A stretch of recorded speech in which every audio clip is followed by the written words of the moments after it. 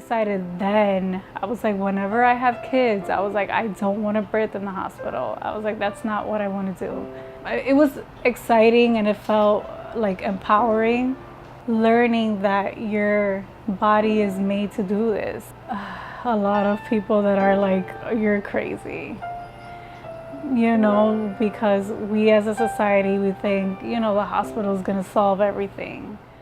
This is Frances, and she's preparing for a natural birth, hoping to avoid unnecessary medical interventions such as inductions, C-sections, or epidurals. Every year in New York City, more than 3,000 women experience a life-threatening event during childbirth, and women of color are at a higher risk. For Frances, birthing in a hospital was out of the question, which is why she and her partner Roy have been preparing to welcome their first child with their doula, Sanjeet Raj. We are all-inclusive of a women's experience, so that's not only learning about hospital interventions, that's also learning to navigate the emotional things that may come up in birth.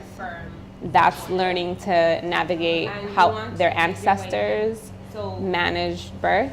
So when it comes to birth, I always speak of like what traumas may have been present that not only their close family members, like their mother, may have been exposed to, but also that of their partners. Anthropologist Alicia Galvez says women often already have ways of caring for themselves, but these are often disregarded in a systematically racialized public healthcare system. As people are incorporated into our healthcare system, sadly they do worse rather than better.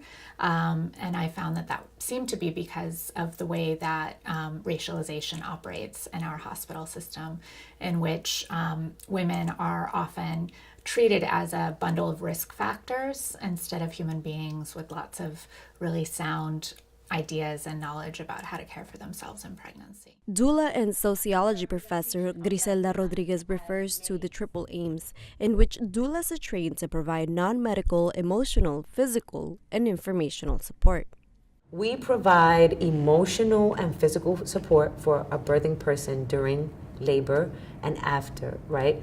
A doula often works with a woman starting, on average around 6 to 7 months of pregnancy. We provide some prenatal support like hip opening exercises, and we also help the woman with breathing techniques. We're also advocates, especially doulas of color. We find that our role is specifically to advocate for the rights of that person during labor, which oftentimes are neglected in like a hospital setting, especially in the United States.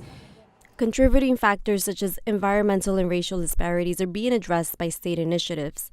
These aim to expand Medicaid coverage to low-income communities who qualify for doula services in New York City in order to prevent higher risks of maternal mortality. However, mothers-to-be like Frances are finding alternatives, and to her, having a doula has made all the difference. She's taught me a lot of what's gonna happen postpartum, what I should be doing now to get my body ready. It was never so personal, and that's what I like about having a doula.